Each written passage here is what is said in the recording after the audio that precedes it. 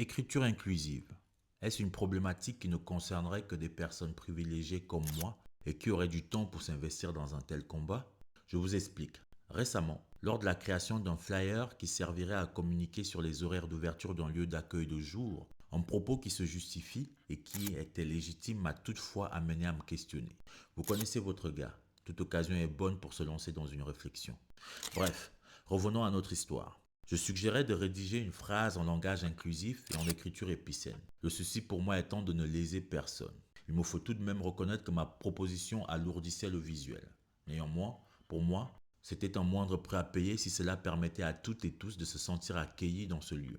C'est alors qu'une autre suggestion fut émise, proposition qui était absolument légitime et que je n'ai pas remis en question. Cependant, c'est l'argumentaire qui a activé l'application Roger Cogiteros. LOL.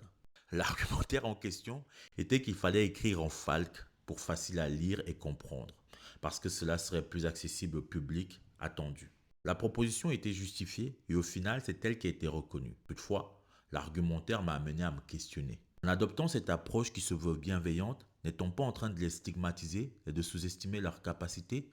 Ne sommes-nous pas en train de nier leur faculté de compréhension et de décider à leur place ce qu'elles peuvent comprendre, en motivant cela par le fait que nous voulons nous assurer de leur compréhension? À partir de là, je me demande si certaines démarches qui se veulent inclusives comme l'écriture épicène ou encore le falque ne risquent pas de reproduire une forme de domination douce. Ne sommes-nous pas en train de décider à la place du public ce qu'il est censé comprendre ou ce qui serait accessible pour lui? Cela m'amène à une question qui reste ouverte et essentielle. Qui décide pour qui?